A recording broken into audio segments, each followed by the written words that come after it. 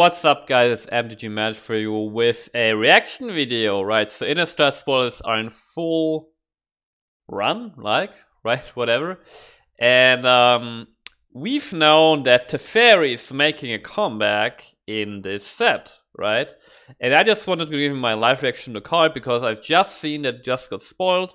I haven't read the card. All I've seen was that it was 4 mana and Azorius cards. That's all I know, okay? So I think it would be nice to just give you my honest reaction because Teferi Planeswalkers tended to be pretty broken in Standard in the past. So I'm really curious to find out what this new Teferi Planeswalker, holds in promise for us. So without further ado, let's check it out. I'm changing the view here and I'm checking out, let's zoom in here. Alright, we're checking out Teferi, who slows the sunset. 4 mana, 4 loyalty Planeswalker. So right off the bat, 4 mana, 4 loyalty is pretty decent. +1. Choose up to 1 target artifact, up to 1 target creature, and up to 1 target land. Untap the chosen permanents you control.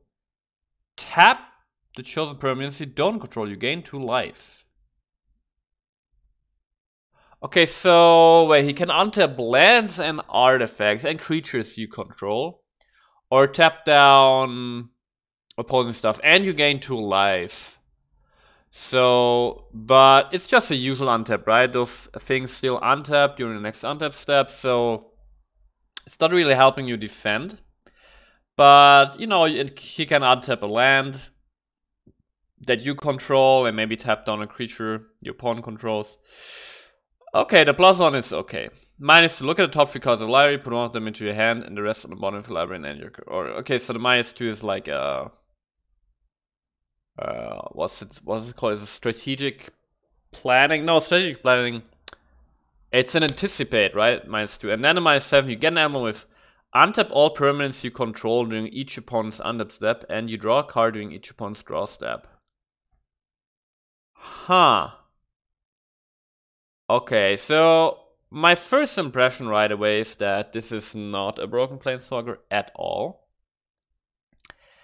Let's evaluate these loyalty abilities. So 4 mana for loyalty comes down, you plus him, it goes to 5. So takes a reasonable amount of time to get him to the emblem, because the emblem is obviously pretty powerful, but usually it's bad evaluating Planeswalkers on their emblem if the other 2 abilities do not, make that much of an impact. So I actually want to work my way up from the bottom here. So the emblem is really the best part. Then -2 is just okay, but I mean, yeah, you're drawing a card. And then a +1, artifact, creature, land. So obviously you can untap a land you control, which kind of ramps you a little bit, right? Especially if you can untap with Teferi. So that's okay. Also, you could, for example, you could cast Teferi at 5 mana, play him, untap a land, so you then have 2 mana left over for a counter spell. There's a possible line of play. Or you can tap down your opponent's stuff, but I mean, unless you're attacking, tapping down an opposing creature is not really that helpful. Tapping down an opponent artifact, right now in Standard there's no artifact you would want to tap down, so the question becomes, are there any artifacts you might want to untap?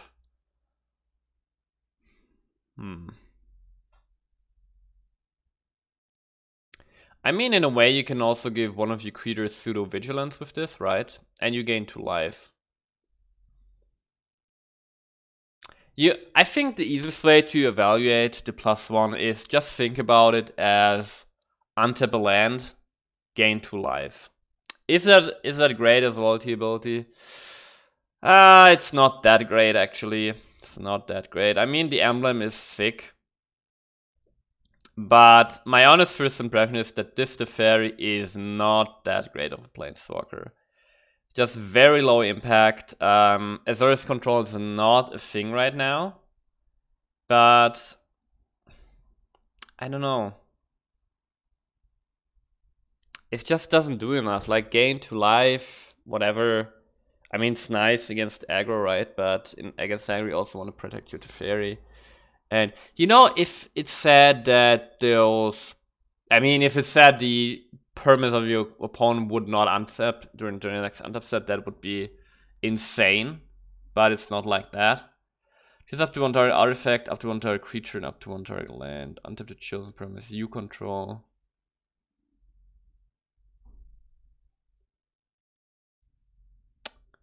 Yeah, I'm not really impressed by this Planeswalker. I mean, the emblem is really, really good, especially with all the manlands running around, but I just don't see how this Planeswalker would make a big impact in a competitive environment. Because you gotta think like this, the bread and butter of a Planeswalker is usually not always, but usually like his plus ability, right? Because it's an ability which you can use every turn and which can generate value every turn. And the value every turn being I untap a land and I gain 2 life is it's okay. I'm trying to think about interesting play patterns, such as on turn 2 you could foretell your Aron's Epiphany. Turn 3 play, let's say, a Skyclave Aberration to remove stuff from your opponent. Turn 4 you play Teferi. You can untap a land you control, but with 1 mana left over, well, I mean, you can cast something like an Opt, maybe. Or I mean, you could, for 1 mana, you can actually now cast something like a Portable Hole, and you gain 2 life. And then the idea would be that on turn 5, you could tap a land you control, untap it with Teferi, cast Aron's Epiphany, and then you would already be at 6 loyalty. You would get an extra turn, bring Teferi to 7 loyalty, but that's really like Magical Christmas Land, right? So, I mean, it's a interesting plan, so I do want to try it, but I do not think, upon first impression, this Planeswalker is gonna make a big impact on Standard. I just don't see it right now. But yeah, that's my first impression of Teferi. I mean, at the end of the day, I'd rather have this type of impression. Was like, oh, this seems interesting, seems solid, but probably not too good, than, oh my god, this is broken. But yeah, this is my impression. Hope you guys enjoyed it, and I see you guys soon. Hey there, thanks for watching. If you enjoyed this kind of content and want to see more fresh decks and standard meta decks, please consider subscribing. I would really appreciate it, and I see you guys soon.